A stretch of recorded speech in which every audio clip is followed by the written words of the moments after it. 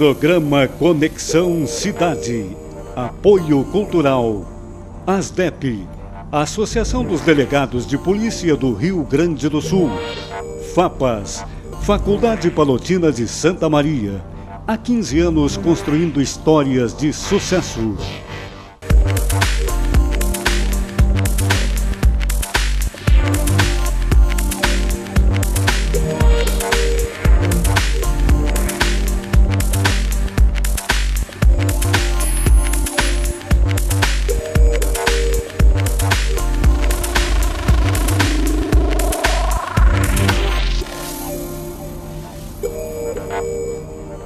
Estamos iniciando mais um Conexão Cidade, esse programa que você assiste pelo canal 19 da NET.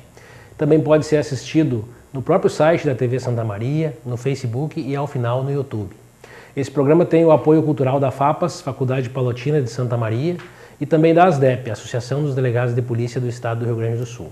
Nós estamos aqui hoje com um seleto grupo de convidados para tratar de um tema bastante palpitante, que é a atual situação política, econômica, enfim, a atual conjuntura pela qual nós estamos passando nesse momento aí, que dá para dizer que o Brasil está passando por um solavanco institucional, eu acho. Para tratar desse tema com a gente, nós temos aqui o Dr. Péricles Lamartine da Costa, advogado, presidente da OAB aqui da Seccional de Santa Maria. Seja muito bem-vindo. Obrigado, boa noite, senhores, boa noite aos que nos assistem. O Paulo Brandi, que é um empresário que está aí há quase 40 anos, eu acho, né, Brandi? No comércio aí, que pode nos falar um pouco de como é que é realmente trabalhar com essa carga tributária que a gente tem, com essa legislação, enfim, e passar por esses momentos de crise, que na verdade é um empresariado e que acaba sofrendo bastante isso. Seja bem-vindo. Obrigado. Matando 5 leões por dia.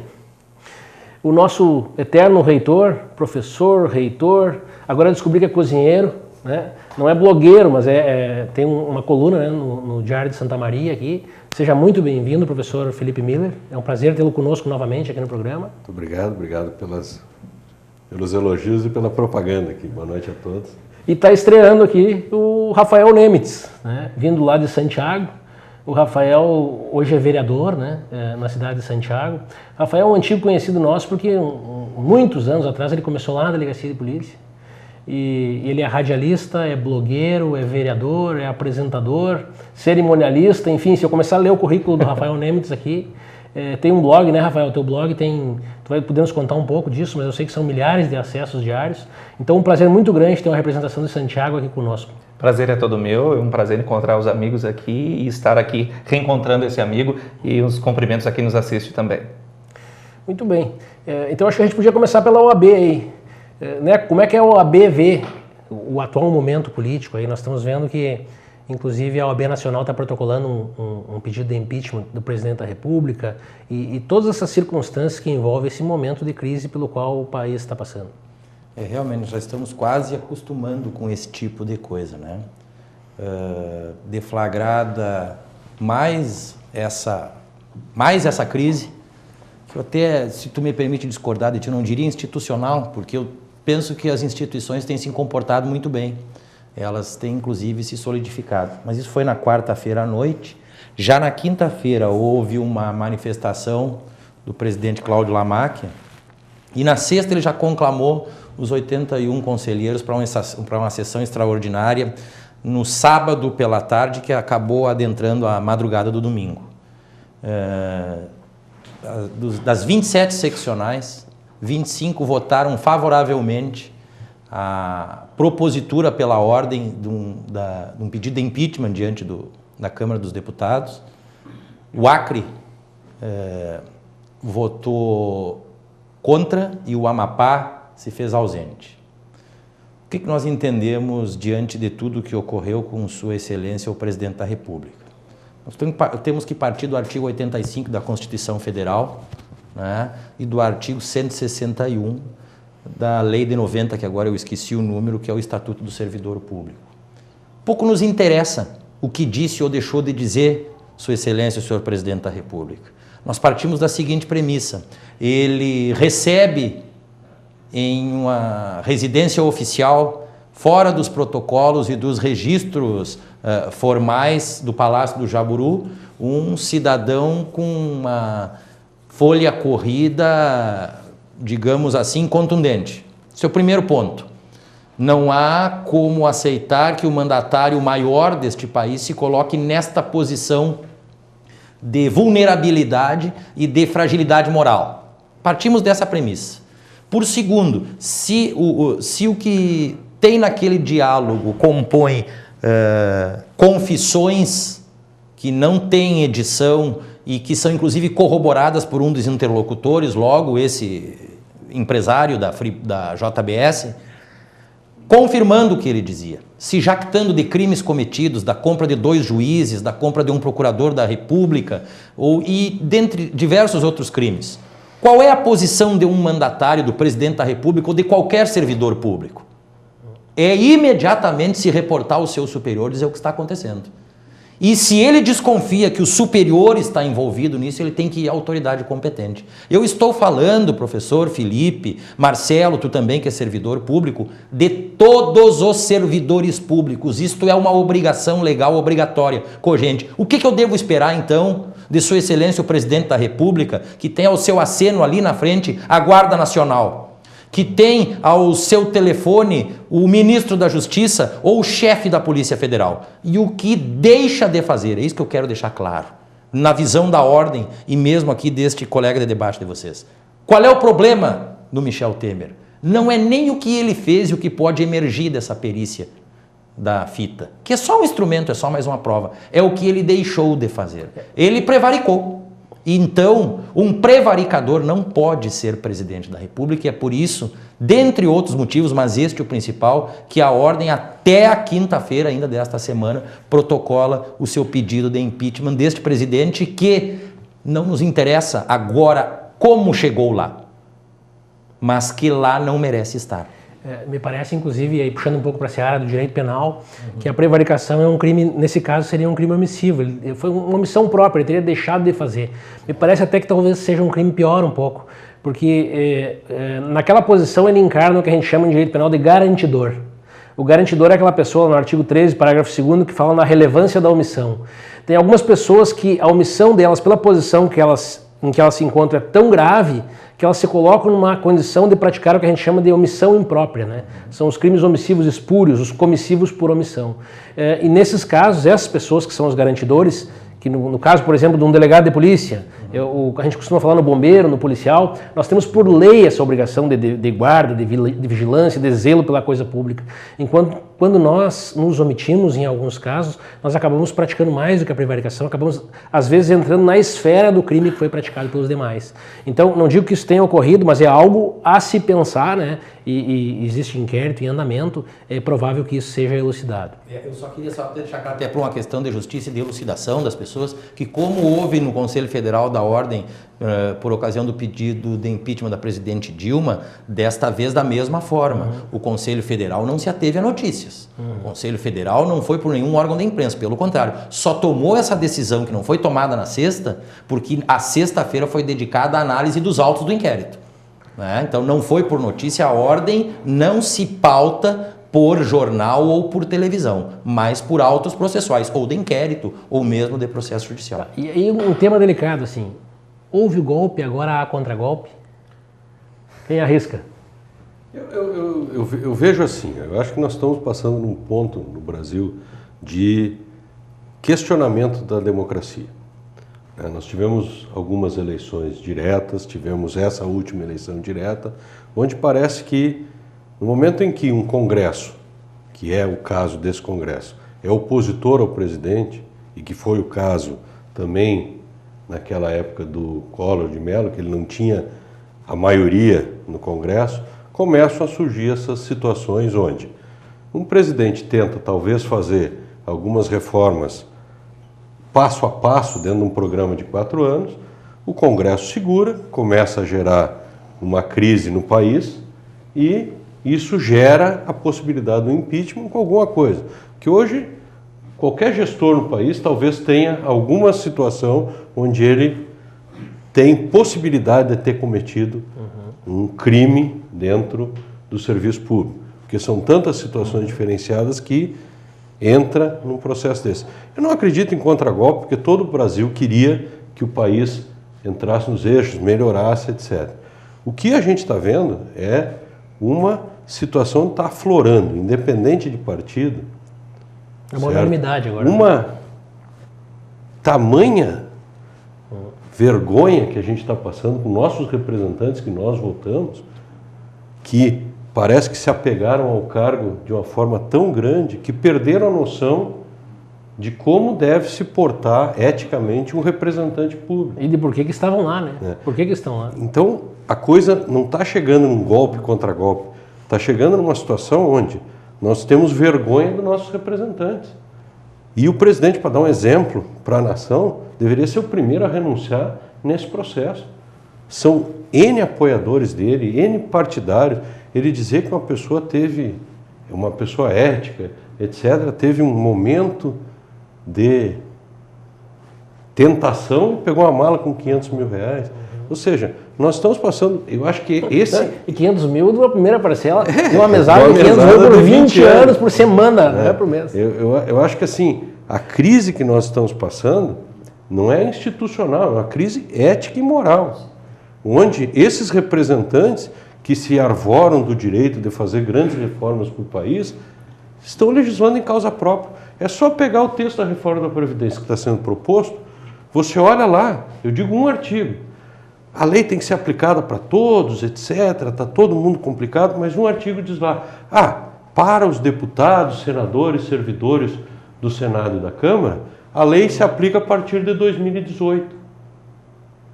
Ou seja, eu pergunto, isso é ético, isso é moral para a população brasileira? Então faça para todo mundo essa mesma cláusula. Ou aplique para si próprio isso.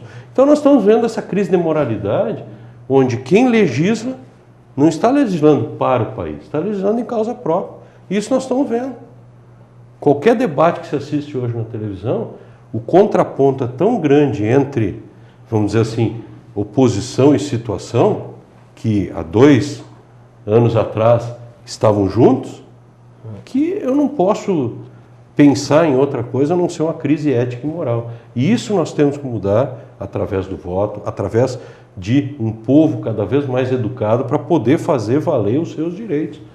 Porque, no meu ponto de vista, o impeachment hoje teria que ser do Congresso e do Senado. E, com certeza, de todo o primeiro escalão. Deveria ser uma coisa total. Eu acho que todos hoje deveriam, assim, abdicamos os nossos cargos em bem do Brasil e vamos fazer uma eleição para todos os níveis e nenhum deputado e senador em atual mandato poderia ser reeleito. Deveria passar por um período para depurar isso, né? Eu acho que nós teríamos que ter essa clareza de situação no país e não falar em golpe contra golpe. Eu acho que as instâncias democráticas do nosso país agiram, podem um concordar, outro não concordar, isso é natural da democracia, mas no momento em que houve o motivo de saída da presidente Dilma, era o mesmo motivo que já poderiam ter afastado juntos os dois. Os dois assinaram, os dois fizeram as coisas, foram eleitos juntos, tinham assinado documentos. Então, já era um período de, a coisa está complicada, vamos renovar e vamos fazer a coisa direito. Mas a gente sempre pensa que pode resolver com alguma situação.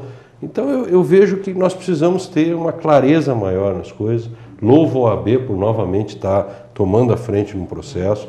Concordo plenamente com o que tu disseste em termos de já ter sido um gestor da coisa pública e estar sujeito a todas aquelas leis e ter passado por várias situações onde muitas vezes pessoas levam para o lado pessoal alguma situação onde o gestor público tem que tomar uma decisão, né? Vi de vários exemplos aí que nós tivemos de coisas onde o Ministério Público fez algumas denúncias ou cruzamentos, às vezes até de imposto de renda com o INSS, faz com que nós façamos a abertura de algum processo investigativo dentro da instituição e as pessoas acham, mas é comigo? Não, não é com a pessoa, é com o ato que tem que ser investigado. Não só é com o ato, como com a função. As pessoas têm que perder essa mania de imaginar o seguinte, eu passei no concurso público, eu sou o dono do cargo. O sujeito que passa num concurso público e que se torna, parece incrível que a gente tenha que explicar isso, servidor, ele deve satisfações ao seu empregador, ele deve satisfação àquele que eu reputo seja o cume da escala social de qualquer nação, que é o contribuinte, que é o povo. Então ele se ofende porque devo prestar satisfação, estou sendo processado, é comigo? Não, não é contigo, é com a tua função. E se fosse outro no teu lugar, seria com outro. É uma satisfação que tu deve prestar. Nós temos que alterar esse paradigma no Brasil de achar, principalmente, que o cume social é Sua Excelência, o senhor Presidente da República. Não. Ele nada mais é que o servidor que mais deve satisfações em todo esse país. Ele é o primeiro na escala hierárquica, mas é aquele que mais deve ser exigido. Lá no direito administrativo a gente chama de funcionalidade administrativa. Eu, enquanto delegado de polícia, estou em função de. Eu estou na função, eu estou gerindo o interesse de terceiros. É isso que importa. Paulo Brange.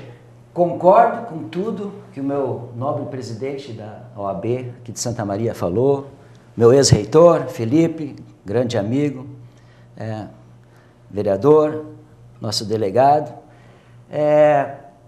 Vou falar como empresário, né? Tenho 33 anos de empresa e hoje, né, o que mais nunca vi nesses 33 anos, uma ditadura do judiciário igual as pequenas empresas estão sofrendo. Aliás, os 3 podres poderes, executivo, legislativo e judiciário, não se escapa a ninguém. Hoje, em Brasília, nós vivemos uma grande guerra de facções. Por quê? Né? Porque 70% do que nós, do que você, trabalhador, né, produz, vai de impostos lá para Brasília. Este que é o grande problema. As grandes riquezas deste país estão indo lá.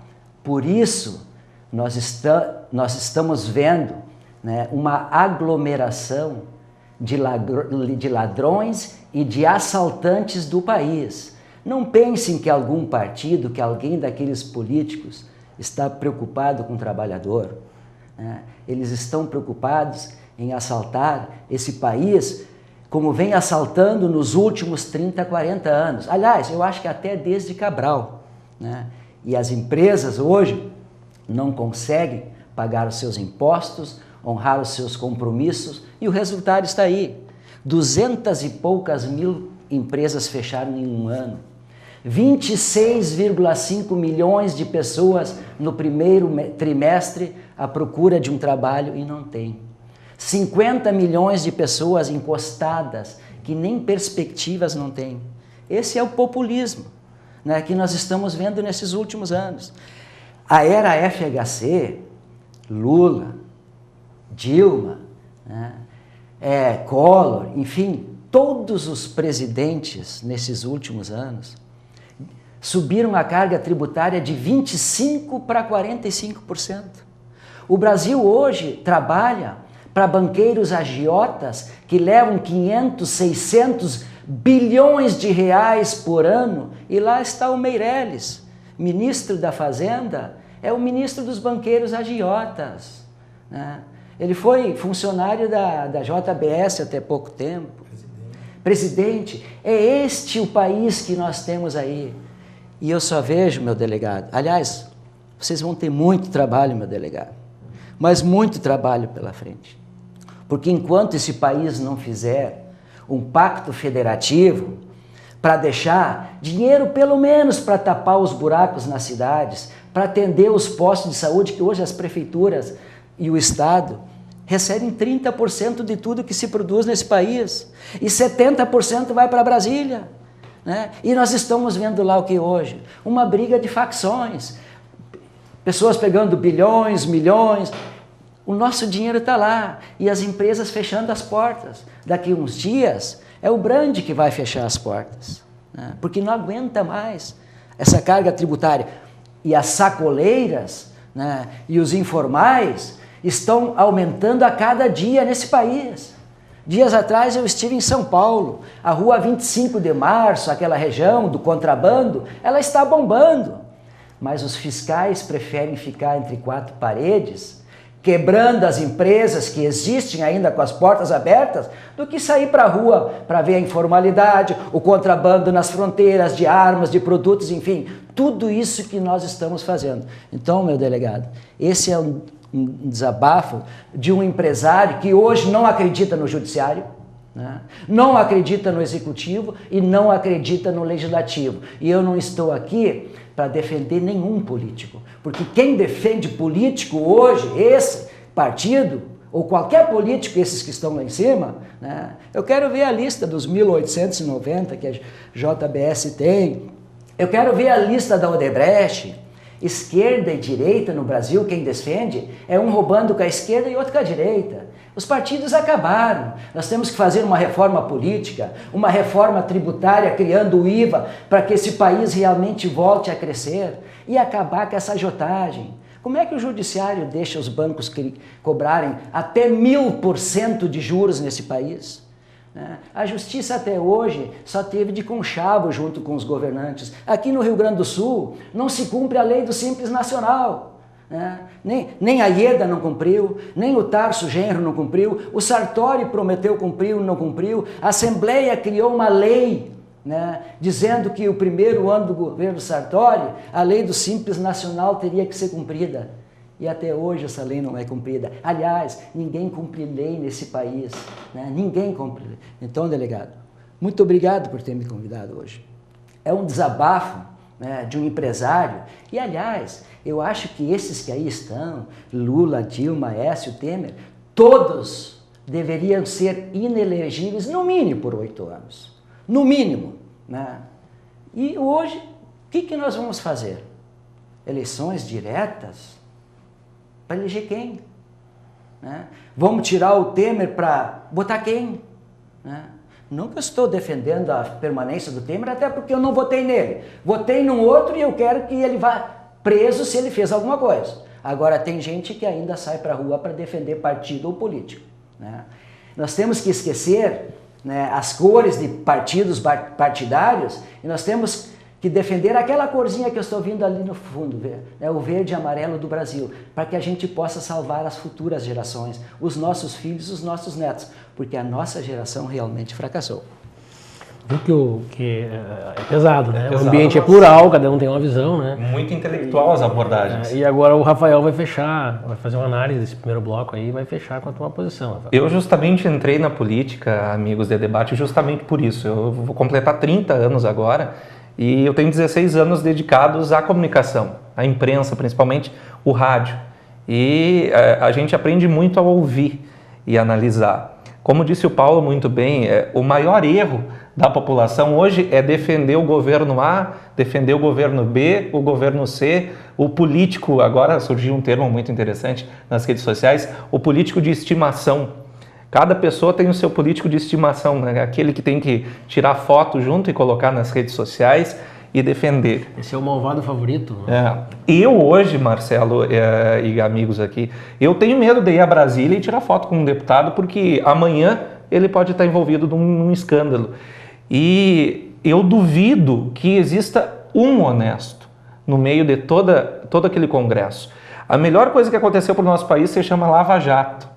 E o meu sonho como vereador no primeiro mandato, que tem aprendido sobre política, é que a Lava Jato cresça para cada estado brasileiro, para cada município.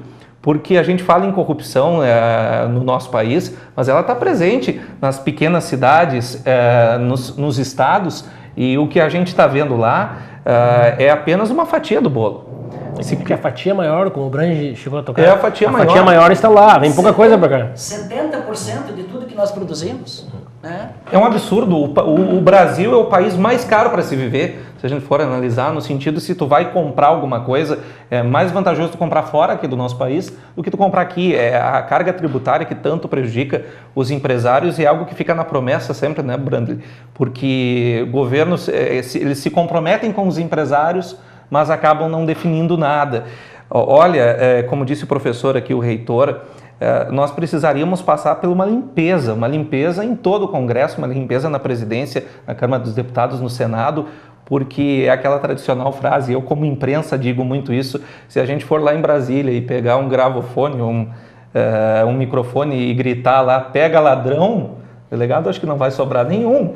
A correria vai ser muito grande. Eu não sei, eu não defendo partido. Eu me elegi, eu fiz uma declaração polêmica que saiu no primeiro jornal do ano, quando eu usei a tribuna na Câmara de Vereadores, que eu entrava como vereador do povo, não como vereador para defender interesses de partido. Porque eu penso que quando tu defende o interesse de algum partido, tu está defendendo o que o partido pensa que é bom para a sociedade. E às vezes o que o partido pensa não é o que a sociedade realmente merece. Até, vereador, acho que se nós tivéssemos bons partidos, né, poderia ser assim. Mas não temos. Hoje nós não sabemos nem quantos partidos tem. Né? As cores estão misturadas. E todo dia surge um partido novo. O partido no Brasil virou isso aqui. Entendeu? Vou ter que puxar um pequeno intervalo e nós voltamos logo a seguir. Nós vamos fazer um intervalo então desse programa que tem o apoio cultural da FAPAS, Faculdade Palotina de Santa Maria. Está aí há 15 anos construindo histórias de sucesso. E também da ASDEP, da nossa Associação dos Delegados de Polícia do Estado do Rio Grande do Sul. Voltamos logo em seguida.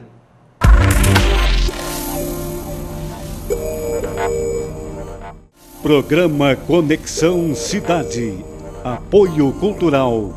ASDEP, Associação dos Delegados de Polícia do Rio Grande do Sul.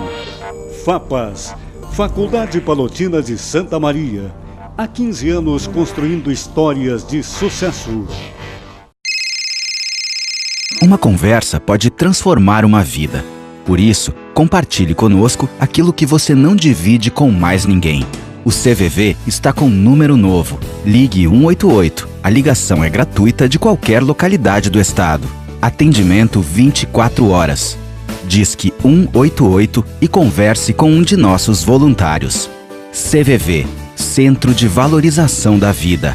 A linha que faz você seguir em frente.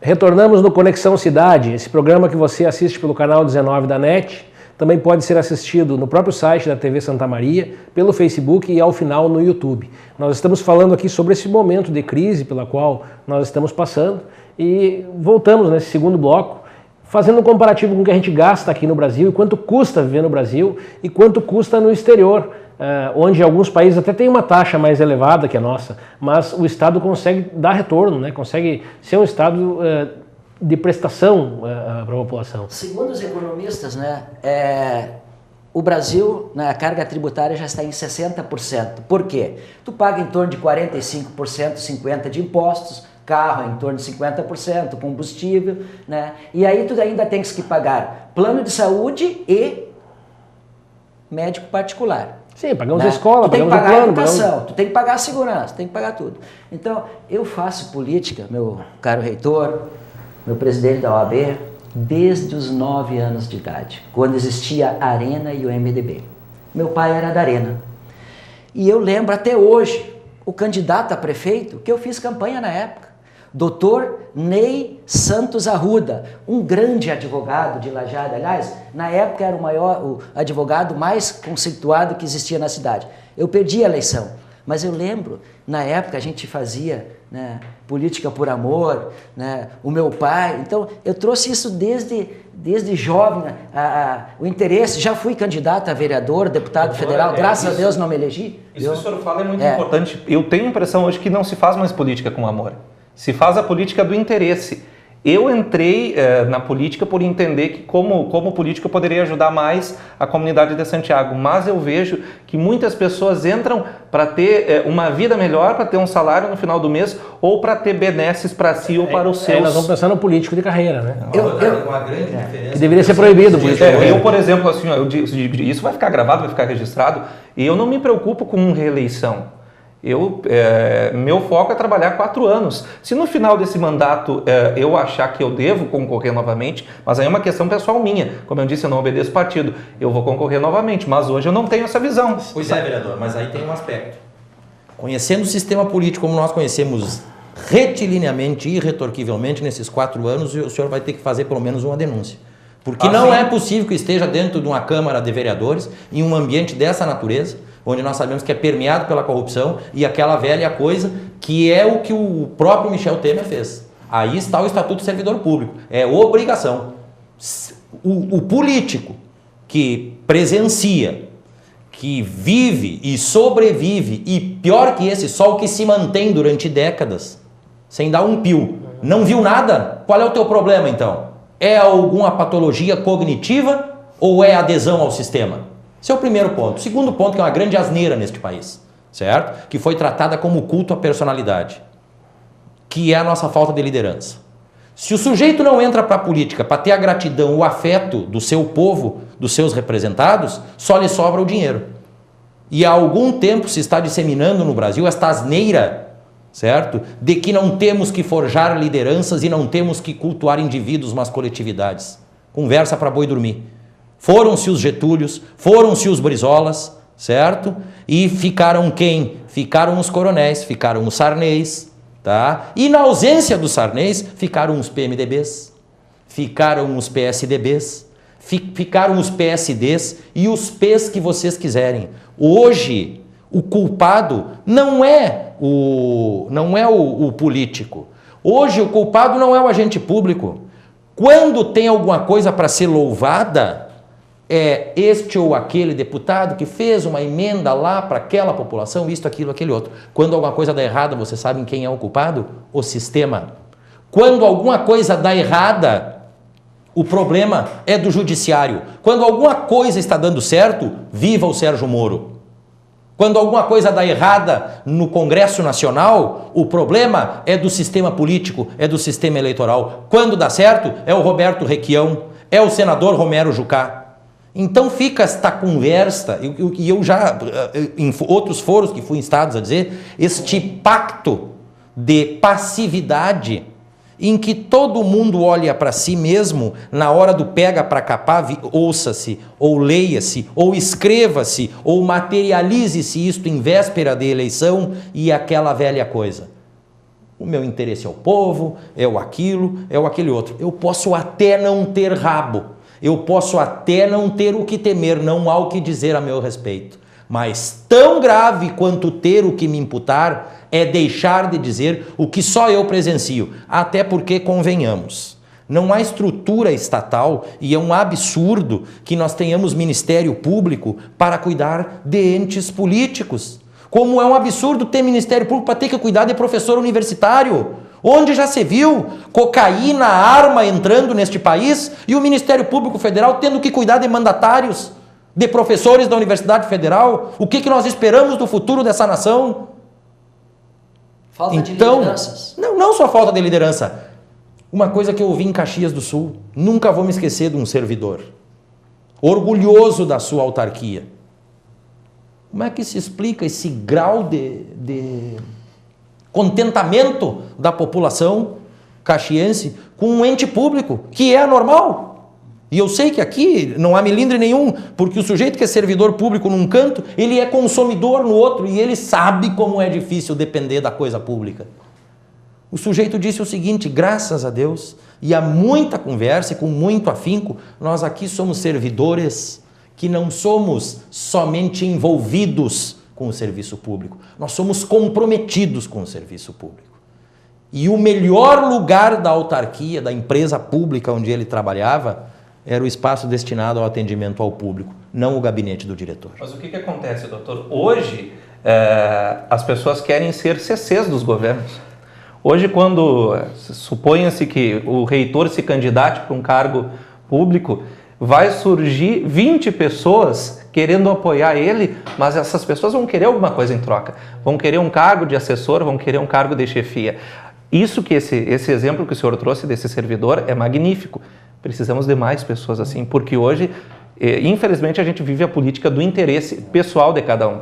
Quantos vereadores, mais ou menos, o senhor acha que até o fim desse mandato são indignos do trabalho que estão desenvolvendo em Santiago? Já tem um bom tempo para tirar mais um. Aquele ali vale alguma coisa, aquele não vale grande coisa, porque a população sabe. Eu sou muito sincero quanto a isso. Eu disse no meu pronunciamento que esse ano é a primeira vez que a Câmara de Vereadores de Santiago tem talvez uma das melhores gestões. Mas tem uma coisa que muito me preocupa. Tem inveja, porque Santa Maria decaiu. Não, nós estamos trabalhando em conjunto. Lá são 13 vereadores. Todos, quando eu lanço uma pauta, teve uma pauta que eu lancei que envolve aqui Santa Maria, nós temos problemas com um ônibus, linha intermunicipal da região, que estraga toda hora, e eu consegui levar Ministério Público, advogados da empresa para falarem sobre isso. Os vereadores, eles abraçam a causa juntos. O que me preocupa lá, que é o que me fez entrar na política? São 13, 4 oposição, eu faço parte desse 4. Os outros 9 são do grupo que administra a cidade. Então é uma pedreira. Eu muito tranquilo aqui junto com vocês, mas lá no dia a dia em Santiago é complicado você estar num grupo de 4 pessoas contra 9. Ou seja, tudo que o executivo lançar vai ser aprovado, por mais que seja ruim para a população. Eu gostaria de aproveitar um gancho aí das lideranças. Delegado, nós estamos aqui na nossa região, Santiago, Santa Maria. Agora vejam bem, no passado, meu presidente, Santa Maria já teve 5 deputados estaduais, teve 3, 4 deputados federais. E hoje, uma cidade com 200 mil habitantes, com uma região em torno de 500 mil votos, Santa Maria tem 1 deputado estadual e hoje ainda está na oposição do governo do estado, né? Então, o que sobra para a nossa região? Deputado federal, a mesma coisa. Já foi situação e hoje, né, é oposição. Quer dizer, Santa Maria hoje, né, está praticamente sem pai e sem mãe. É uma cidade ingrata. Santa Maria é uma cidade ingrata. Pelo amor de Deus, Miller, isso, delegado. Eu acho que nós Professor temos que Miller, começar a fazer umas... Onde fica a Avenida José Mariano da Rocha Filho? Tem. Agora, nome de santo tem. Né? Teve um outro cidadão aí que, com todo respeito, que eu devo ter a todas as religiões, tem um outro cidadão aí que dá nome à principal avenida de acesso a Santa Maria da Boca do Monte, que passou a vida carregando uma santa nas costas. E o sujeito que carregou uma universidade nas costas, onde é que vai parar o nome desse cidadão? Graças a Deus nós denominamos o campus da universidade Campus José Mariano da Rocha Filho. Pois é. Esse reconhecimento... ser maiores. Não, eu digo, esse reconhecimento da universidade como instituição existe. Eu acho que isso é assim, a demonstração de até onde o nosso poder alcança como universidade, como reconhecimento, acho que ele existe. Foi o grande mentor dessa universidade toda. Não é uma questão de gratidão ao invés de culto à personalidade, tu dizer do seguinte, para aí um pouquinho. É uma obra coletiva, mas atesta, o norte se deve a um homem, a uma pessoa, deputado Fernando Ferrari, certo? Grandes líderes que efetivamente tivemos e que são o grande instrumento de orientação em horas extremas, a exemplo dessa que nós estamos vivendo agora, e que não nos falta lei, não nos falta instituição, não nos falta vontade, não nos faltam provas. Sabe o que nos falta? Eleição direta ou indireta? Um líder. E aproveitando aqui... Eu acho que assim, é um líder e vergonha na cara. Vergonha na cara, principalmente. Vamos levar esse processo assim, porque eu acho que hoje nós fomos achacalhados pela entrevista da Folha de São Paulo pelo presidente Temer. Ele nos chamou de idiota, de uma população burra, podemos dizer assim. E outra situação até que o judiciário nos faz. Eu acho que o impeachment tem que ser colocado, ou ele deveria renunciar se tivesse vergonha na cara. Mas nós temos 2 grandes corruptores se locupletando em Nova York. Ou seja, se teve o corrupto, tem o corruptor, e eles deveriam ser tratados como criminosos da nação. E não estão sendo. Que cobraram todo mundo, né? Que ganharam 260 milhões de dólares por uma alta do dólar que eles mesmos causaram. Só agora. Agora. Sem considerar que quando esse dinheiro foi surrupiado, o dólar custava quanto? R$1. Hoje está quase 4. Meu Imagina Deus só do céu. o que rendeu esse dinheiro. Esse aspecto dessa delação, ou eu não sei se foi acordo de leniência, agora eu não estou bem certo. Até porque tu sabe, Marcelo, eu não sou criminalista. Isso muda a todo momento, mas a princípio foi uma delação. Né? Pois é. Que faz parte do acordo Precisa de ser leniência. explicado. Sim. Em uma civilização decente, em um Estado democrático de direito, antes das pessoas estarem aqui indignadas debatendo isso, a instituição já veio e já explicou. Eu quero crer que no âmbito do Ministério Público Federal haja uma explicação técnica para isso. Eu sei lá, foi tão relevante, foi tão benéfica, entende? Que eles tiveram esta prerrogativa. Mas eu quero esta explicação. Aliás, nós merecemos essa explicação. Um segundo ponto é isso que nós tratamos aqui. A institucionalidade para que ela seja forte. Como eu tenho algum tempo já defendido, e sei que angaria alguns inimigos, mas é uma verdade que me palpita no peito e eu preciso falar, eu tenho essa obrigação, eu estou investido de um mandato. Nós precisamos salvar as instituições dos agentes. Nós temos que salvar o poder judiciário deste setor da magistratura que é indigno do poder judiciário. E é indigno, inclusive, dos seus colegas decentes, probos, trabalhadores.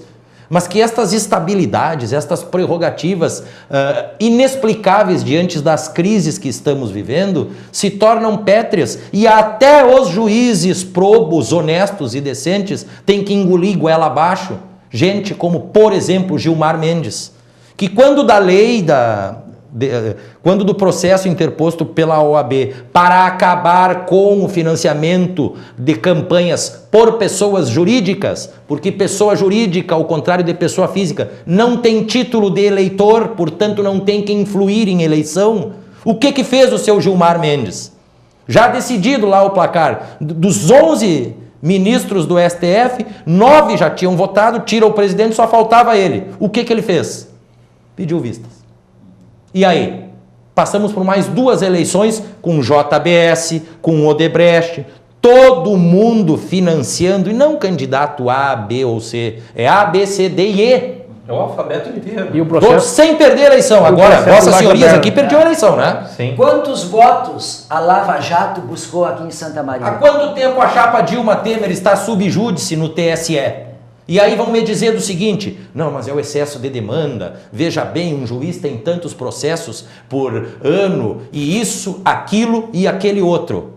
Pois muito bem. Qual é a prioridade da nação? Não só a prioridade da nação, como o seguinte, retire os a auxílios prioridade da moradia, os auxílios inconstitucionais, economize esse dinheiro das regalias e contrate mais juízes assessores. Mas não, quanto menos juízes, maior concentração de poder. E outra, eu vou abrir mão de auxílio moradia para contratar mais um juiz para eu perder a boca da substituição, que é só eu descer um andar e ir lá assinar a sentença feita pelo estagiário e ganhar 20%, 30% a mais? Esse é o entendimento que atravanca os processos. Esse é o entendimento que atravanca o Poder Judiciário. Agradeçam isso a Gilmar Mendes e Luiz Fux, que são indignos da grande maioria da magistratura de fundamento e da instituição Poder Judiciário, que só não tem credibilidade por causa desse tipo de gente. Infelizmente, hoje nós não temos nenhum bom exemplo, né, no Brasil. Nenhum dos 3 poderes, tanto executivo, legislativo, judiciário, são tudo farinha do mesmo saco. Todos se venderam para os Wesley Batista, para os Odebrecht, né? Tá aí, ó, procurador sendo preso lá da... Agora o Janot mandou prender alguém lá, quem foi lá? Um procurador da República. Procurador da República, é juiz, né? O juiz quando comete um erro ele ganha aposentadoria. Então, na verdade, esse Brasil realmente, eu chamo de Brazona. O Brasil virou uma grande zona, né? E nós, né, estamos aí, ó, né? Quem trabalha e produz ainda, né, tentando sobreviver, matando 5, 10 leões por dia. Então, qual é a saída? Qual é a saída, doutor Felipe? E Paulo, é uma situação até que o vereador aqui levantou, né? Eu não tenho partido, mas hoje as nossas instâncias representativas de coletivo estão partidarizadas. Infelizmente, eu preciso de um partido para me eleger. Mas assim, as coisas não são assim de interesses do partido. Eles usam essas instâncias de representação coletiva para a captação de recursos para os partidos. Sim. Então hoje nós temos os sindicatos absurdamente partidarizados, independente se são de sindicatos patronais 15, ou representativos de trabalhadores. Nós temos, a própria universidade hoje está partidarizada a sua administração, o que é um absurdo. A universidade tem que ser laica, ela tem que ser completamente despida de interesses partidários ou pessoais. Ela tem que ser uma instituição que preze pela universalidade do pensamento, pelo debate de ideias, pelo uso do contraditório no seu dia a dia. E hoje nós vemos uma coisa super complicada. E a universidade, professor, é onde eu acho que está a salvação. A escola e a universidade é que pode formar novas lideranças que hoje nós não temos. Hoje, se for, como o Paulo falou muito bem aqui, se alguém for entrar no lugar do Temer, quem? Se formos fazer novas eleições, quem vai concorrer? Cadê as novas lideranças? Eu discordo contigo. As novas lideranças existem. E elas estão com tanta vergonha de participar desse processo político que estão escondidas. O jovem que tempo atrás... Pergunte para qualquer gestor honesto nesse país, inclusive eu, que saí com minhas contas aprovadas da universidade, se ele quer participar da vida política. Quem quer ser rei não tem condição de ser rei. Nós estamos e quem tem condição não quer ser rei. Nós estamos completamente indignados com essa falta de vergonha e pode ser até, eu acho que qualquer regra tem sua exceção, provavelmente tenha deputados honestíssimos, tem as pessoas que estão trabalhando pelo coletivo, deputados, senadores, mas no momento que tu entra nessa vida, tu é colocado nesse mesmo saco. Então pergunta se a liderança quer ir para isso.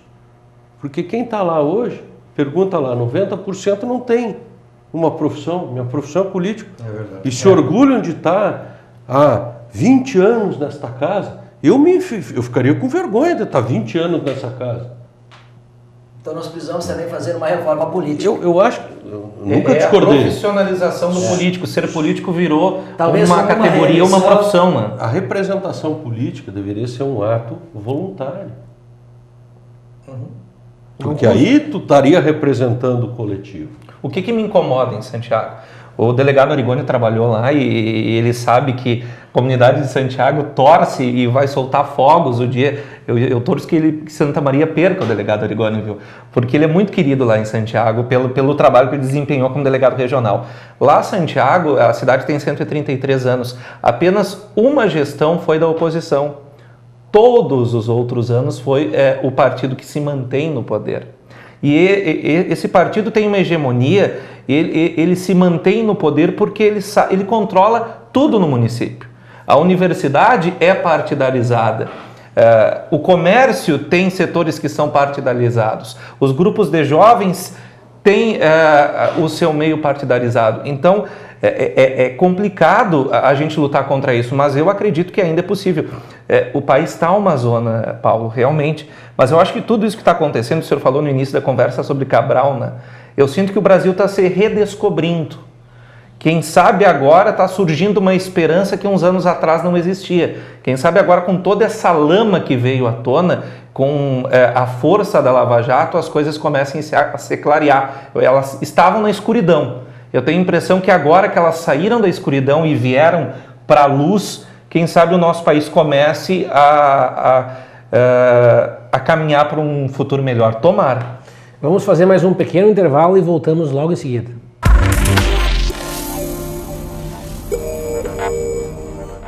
Programa Conexão Cidade.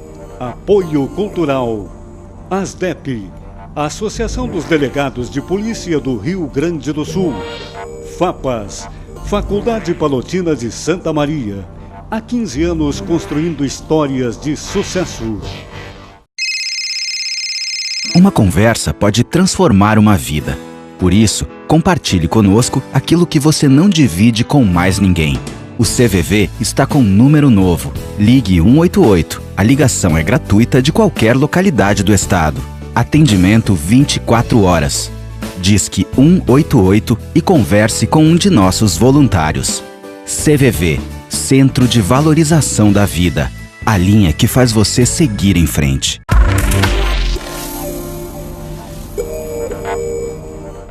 Retornamos no Conexão Cidade, esse programa que tem o apoio cultural da Faculdade Palotina, a FAPAS, aqui de Santa Maria, que está aí há 15 anos construindo histórias de sucesso, e também o apoio da ASDEP, Associação dos Delegados de Polícia do Estado do Rio Grande do Sul.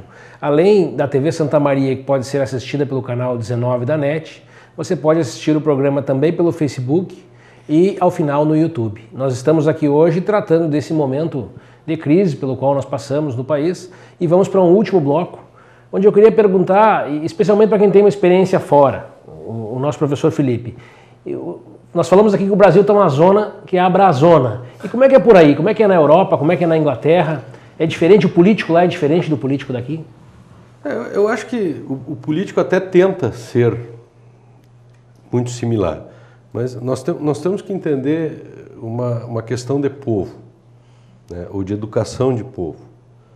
Né. Eu vivi esses 2014, 2015, eu fiz um pós-doutorado na Inglaterra, tive a oportunidade de ir com a minha família lá. Começa pela situação onde tu encontra uma luva na rua que a pessoa perdeu. Ninguém pega essa luva e coloca essa luva no seu bolso e leva para casa.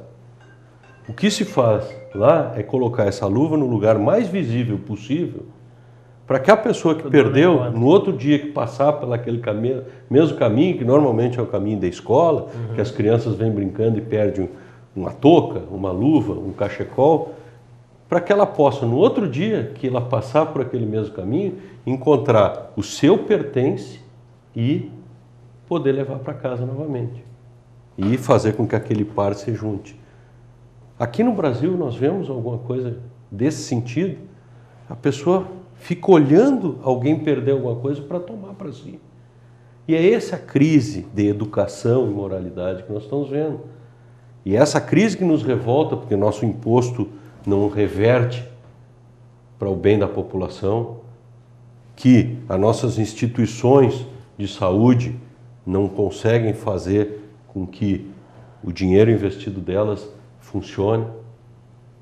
Nós temos hoje um hospital regional parado, um investimento público tremendo. Esse é o maior desrespeito da população, com a população regional que com uma situação existe. Que foi quase resolvida e por interesses alheios à minha vontade, não se assumiu naquele momento, eu digo, passou um cavalo encilhado na nossa gíria gaudéria e a cidade não soube agarrar, que era a Empresa Brasileira de Serviços Hospitalários, poder assumir a gestão, a implantação de equipamentos e, principalmente naquele momento, a possibilidade de colocar pessoas lá dentro. Porque hoje, o que nós vemos? Vira elefante branco. E as pessoas precisando de saúde. Então, quando me perguntaram por que eu assinei a adesão do Hospital Universitário à Empresa Brasileira de Serviços Hospitalares, porque o Hospital Universitário precisava de 1.800 funcionários a mais para poder ter aberto todos os seus leitos, porque fazia 10 anos que não havia reposição de funcionários e nós íamos cada vez mais agregando serviço. Eu digo, eu penso na população, não interessa se eu vou gerar um problema com um sindicato representativo da categoria ou com alguma situação. No momento, a única forma de resolver um problema de hospital, que é o único hospital referência para mais de 100 municípios da região, é essa. Eu não vou pensar duas vezes. Eu me lembro da resistência sindical que foi aquilo, puro interesse, não de categoria, interesse corporativista. O legítimo exploda-se a população e suas necessidades emergenciais. Eu lembro disso, quero inclusive aqui publicamente lhe cumprimentar por isso. Acompanhei este processo, ainda que de longe. Me perdoe lhe interromper, eu queria salientar uma coisa deste momento delicadíssimo, já que nós estamos nos encaminhando para o final. Ontem, em sessão do Senado, não foi nenhum nem dois dos senadores que se manifestaram a respeito da eleição direta, certo? Numa quebra de paradigma constitucional que neste momento, em sobrevindo o caimento do presidente ou a sua descida voluntária, nos encaminharia para a eleição indireta. Nós temos que entender e precisamos ficar vigilantes, porque se eleição indireta, que é a opção que eu me coaduno por legalista que sou, os eventuais candidatos não podem estar vinculados a cargos executivos nos últimos 6 meses. Portanto, número 1, esqueçam Henrique Meirelles, como alguns defendem, tá? Ou qualquer outro ministro, os eventuais candidatos precisam estar minimamente há 6 meses filiados a algum partido político. Só que o eleitorado é o Congresso Nacional. Quem tem medo do eleitorado ordinário das ruas, o povo que pouco sabe e pouco dá bola, imagina um eleitorado ciente, consciente e interessado com a senda do Congresso Nacional. Portanto, precisamos ficar vigilantes porque, apesar da falta de líderes, pode nascer ali no Senado ou na Câmara dos Deputados o próximo presidente da República para mais 1 ano e meio. Nós corremos um risco enorme. O que eu gostei de ouvir foi a manifestação de um senador sem partido pelo Distrito Federal, esqueci o nome dele agora, peço desculpas, dizendo da necessidade da reforma eleitoral para muitas coisas, mas sobretudo para eliminar o monopólio partidário das candidaturas, para possibilitar as candidaturas independentes por ti, por mim, se eu resolver tresloucadamente amanhã ou depois me candidatar a alguma coisa, que eu não tenha que passar pelo julgo dos imorais e interesseiros pleitos dos diretórios partidários que, convenhamos, é de uma total ausência de vergonha na cara. Considerações finais que nós estamos no tempo. De minha parte era isso. O que esperar de um filho com o péssimo exemplo de um pai? O que esperar de um povo com o exemplo que nós temos no judiciário, no executivo e no legislativo? Esses que deveriam dar exemplo transformaram o Brasil na Brazona, numa grande zona, infelizmente. Aliás, falaste de Gilmar Mendes, não tenho nenhuma vontade aqui de defendê-lo, mas gostei de uma frase que ele disse, porque eu concordo com o que tu falaste. Ladrões de sindicato transformaram esse país num grande sindicato de ladrões.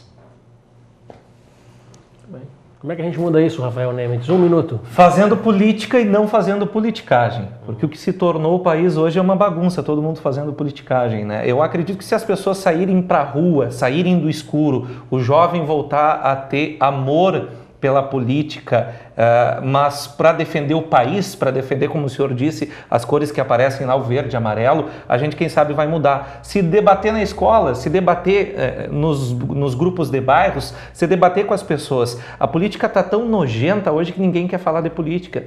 Tu desliga a televisão para não assistir a política. Então, acho que tem que se debater e formar lideranças, mas boas lideranças, não aquelas que querem entrar na vida pública para ter um pouquinho mais de condição financeira ou para ter algum benefício. Como é que nós rompemos esse paradoxo? Nós fazemos as pessoas irem para a política, as pessoas não querem nem votar mais, anojadas que estão com a política. Eu acho que nós temos que repassar por uma fase de educação.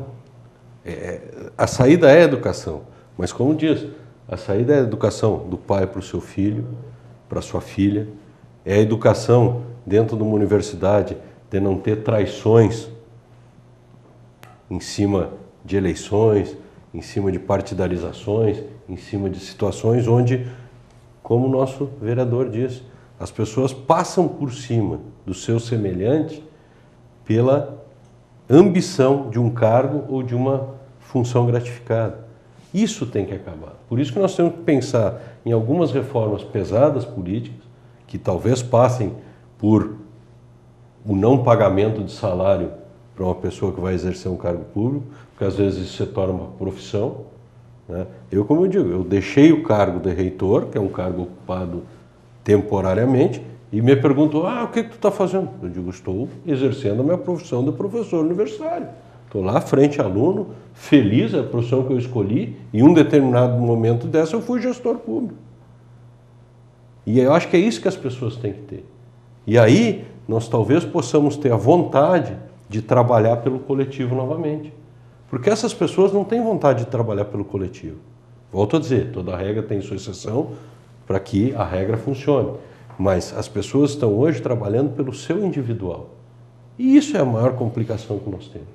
Porque representante de uma fatia da população tem que trabalhar pelo coletivo e não individualmente.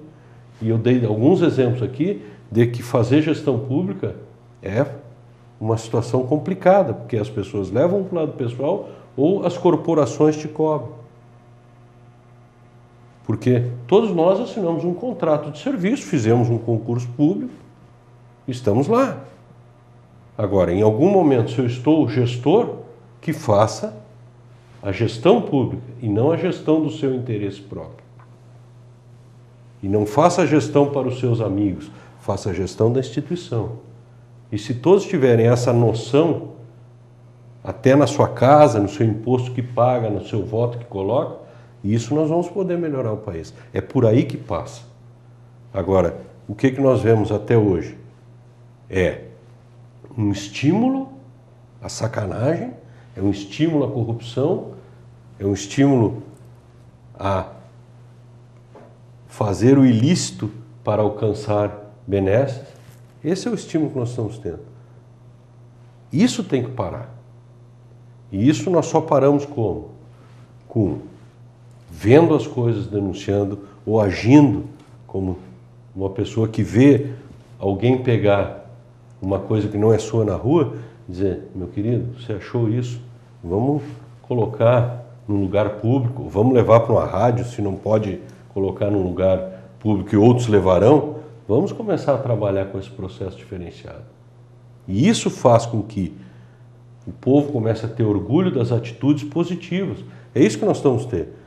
Hoje nós vamos olhando no Brasil, parece que o orgulho é do cara que se locupleta em cima de um ato ilícito. Não, nós temos que ter orgulho das pessoas que são honestas, que fazem a coisa, que têm seus bens através do seu trabalho, honesto. Isso a gente precisa ter. Eu acho que essa é a grande saída do nosso país. Desculpe se me alonguei um pouco, mas nós ficamos bem... É sempre bom eu ouvir, professor Felipe. Foi mais um Conexão Cidade, o tema é bastante tormentoso, nós estamos passando aí por, como eu disse, um solavanco, não é só institucional, né? Não vai te escapar agora. Quantas vezes te convidaram para te candidatar a alguma coisa? Eu vi. Eu achei que ele fosse candidato. Eu vi, ninguém me contou. Tá na hora, delegado. Sabe conta para nós. A questão da candidatura foi que chegou a ser tangenciado aqui. A eleição talvez não seja o mais difícil. O mais difícil é depois de eleito, com o mandato, conseguir sozinho ou entre poucos, conseguir fazer alguma coisa, conseguir transformar. Então essa foi uma coisa que sempre me preocupou. Talvez bem estruturado a gente consiga uma eleição, mas e depois a gente vai conseguir fazer alguma coisa nesse contexto? Então eu acho que nós temos que ter uma reforma política sim e temos que colocar bastante gente com uma mentalidade nova. O Rafael e eu ia agora passar o elogio ao Rafael por estar aqui conosco, né, representando uma classe que, como vocês disseram, não são todos, né? Nós temos pessoas boas nesse meio político. Rafael é alguém que está começando, mas enfim, as pessoas hoje precisam achar uma perspectiva para se lançar numa tarefa árdua, difícil, né, nesse meio em que nós vivemos. Eu também gostaria de fazer uma pergunta. Como é que você se sente como delegado que a maioria dos presos hoje são ladrões de galinha? E os verdadeiros ladrões da pátria que estão lá em cima estão soltos? Esse tema daria um programa inteiro, nós vamos convidar o Branche e vocês todos para estarem aqui conosco para a gente conversar um pouco sobre isso e sobre como o direito penal está sendo usado e como isso foi desvirtuado ao longo dos tempos. Foi mais um Conexão Cidade, eu queria agradecer muito a presença do Péricles, do Paulo Branche, do nosso professor Felipe Miller e do Rafael Nemitz, que veio lá de Santiago para estar aqui conosco. E agradecemos enormemente a sua audiência. O Conexão Cidade tem o apoio cultural da FAPAS, Faculdade Palotina de Santa Maria, e também da ASDEP, Associação dos Delegados de Polícia do Estado do Rio Grande do Sul.